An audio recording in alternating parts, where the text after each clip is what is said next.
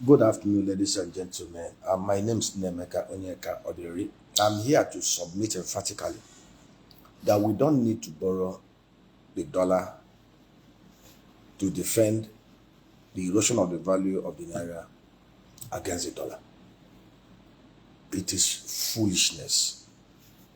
It is Iberiberism. It is the height of pressing the self-destruct button. It breaks my heart that anytime I look at Nigeria, the huge potentials, the huge opportunities, the huge prospects that this country and its constituent units possess, and how far we've degraded ourselves through inept leadership and shortcut followership. It breaks my heart. Circa 1970, look back to 1960. Economy of South Korea GDP was $3.9 billion.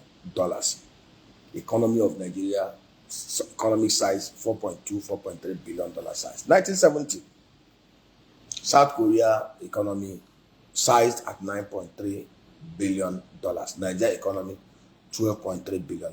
We were bigger than South Korea economic-wise in 1970. Even till 1980, as at 1980, they were able to catch up with us. Today, look at South Korea. 2.6.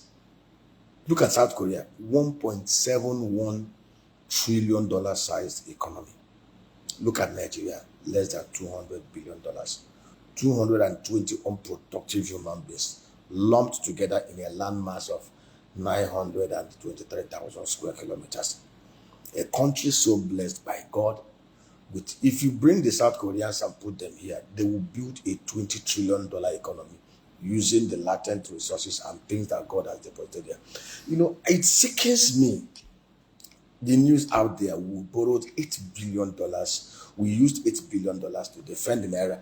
And at 1,500 Naira level to $1, some people are even clapping. Let me tell you, the problem is not even that the Naira is at 1,500 Naira to $1 level.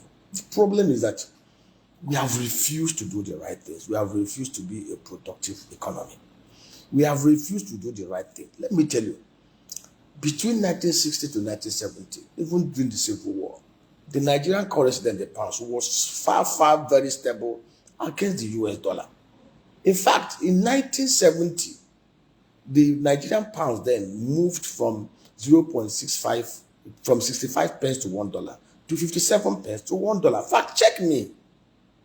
Because we had a productive economy. Even while we were still fighting the Civil War, we had an economy that was productivity based. Today, we don't have any productivity anywhere. And can we produce? Yes, we can produce. You don't need to borrow dollar to defend the Naira against the dollar. It's a simple law of demand and supply. If we are washed with dollar liquidity, in fact, America will be begging us to devalue the Naira. We will be the one being begged to devalue the Naira because the Naira will be so firmed up against the US dollar.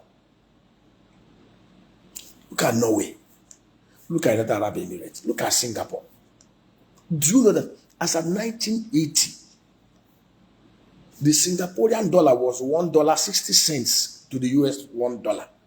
Today, the Singaporean dollar is 1.32 Singaporean dollar to the US dollar. They've gained massively against the US dollar. Look at UAE. The UAE dirham had been at stable position of about $3.66 dirham to the US dollar for the last 15-18 years. Singapore imports almost about $720 billion worth of commodities every year. They even import sand. But yet, they're able to produce massively and export massively goods and services to be able to counterbalance the import volume. We import $60 billion worth of goods and services. Yet, our currency is grossly devalued. Is unstable because we practically produce and export nothing outside the crude oil.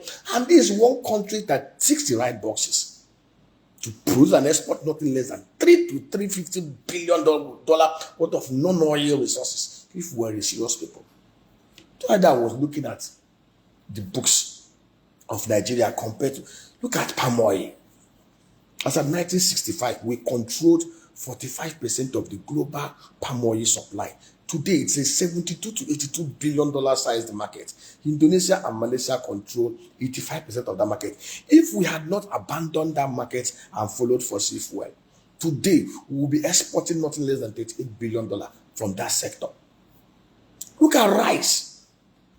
Massive land mass that we have. We're even in the tropicals that support rice production. Look at Vietnam, 100 million people, 330,000 square kilometer land mass. They produce 42 million tons of paddy rice every year. They produce 27.5 million tons of milled and parboiled rice. They consume 20 million tons and they export 7.5 million tons and generate almost about $5 billion annually selling rice. Nigeria can easily do similar thing.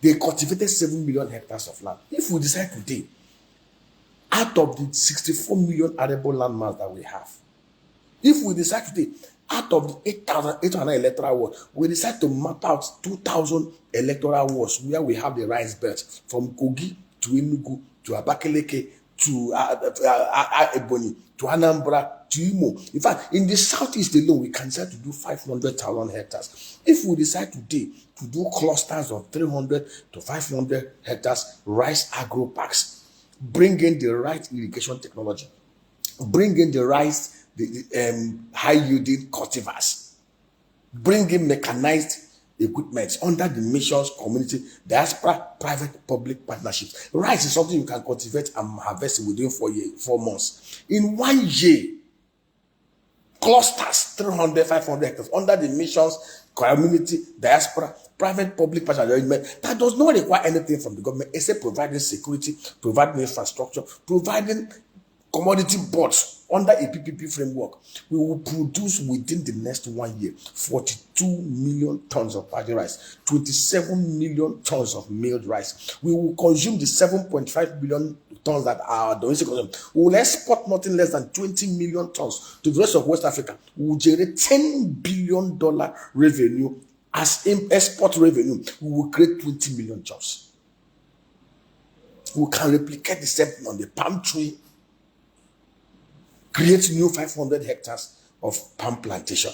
Look at Weimar, 214,000 hectares of Naira palm plantation. Weimar does $72 billion turnover annually across the whole value chain. Look at even Presco, 22,000 hectares of producing field. Presco last year did 197 billion naira. And we've told these governors, this local government, it's not Abuja's problem. This is not Tinubu's problem. The problem is with the governors and local government chairmen. We've shared with them creative, excellent design and execution templates on how we can drive this thing. Working with them under the missions, community, diaspora, private, public partnership arrangement that does not even tickle their fact or jack. We can replicate the same thing in cocoa. We can generate nothing less than $100 billion from the cocoa value chain. We can generate nothing less than $20 billion from the moringa value chain. We can generate nothing less than $109 billion from the date palm plantation, intercrop with legumes, and set up agro-pastoral centers of 1,100 cows, 1,000 milking cows, 100 bulls within those clusters in the north. We can create 125,000 agro rangers within these clusters, fully equipped, fully kitted, fully funded, fully trained and deployed to help the police and army to ensure 24/7 security cover over Nigeria. There's nothing we can see. Nigeria can become a massive Netherlands, 80 million people, 1.2 million hectares of arable land mass. Agro-technology is the lowest hanging fruit in terms of technology evolution. If Netherlands can be doing 1 to 2 billion euros every year, we can do ×4. In the southeast alone, we can actually do much what Netherlands do. If the governors and local government chairmen will come down from their high horse, sit down with those who understand how this things work, and we will design it, structure it, execute it, implement it, and then you will see things work. We have quality assurance center that Afro-Exim that have established local. They are trying to do another one away. We can work with Nigeria Export Promotion Council to set up quality assurance center in every of the of each of the states in Nigeria, and we will build up massive exports out of Nigeria. When we have 400-500 billion dollars coming into this country, and we are only importing raw materials, equipment and machineries into this country to catalyze productivity, the Naira will so gain over the dollar that the US will be begging us to devalue the Naira. Why do you think China is being begged every time? China is practically, every time they're always gaming this and they're always devaluing their currency. Because they're a productive economy, therefore, the lower the value of the Chinese yuan, the better and more competitive their exports. Look at Vietnam. The Vietnamese dong is 25,000 dong, 24,000 dong to $1. In fact, they even prefer it that way because it will make their exports more competitive. They export nothing less than $89 billion annually. The Human Development Index in Vietnam is 0.73 compared to Nigeria's 0.52. The number of poor people in Vietnam actually more less than 0.1% of their population compared to Nigeria, where we have 197 million people living under poverty out of a population of 220 million people. And if you doubt me, fact check me.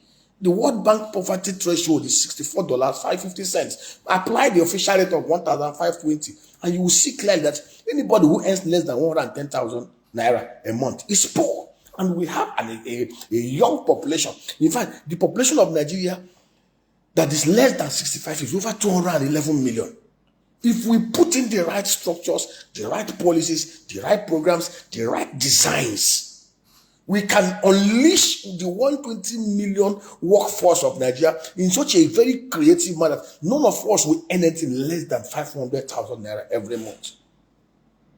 And when we do that, our tax GDP will move from the current paltry 6% to over 30 to over 20%. We can see we have an infra development master plan that expects us to invest at least $100 billion every year for the next 30 years to be able to move this economy from the level of the fourth world to second world. We can't build an economy this way, borrowing dollar to defend Naira against the dollar. Does it make sense? By the end of March, the ones they borrowed in the money market, the ones they sold in the money market will mature, and we will have to look for $4.2 billion to exit from the market. Come on. What is the rocket science about this? It breaks my heart. It breaks my heart. This is one country that can fly.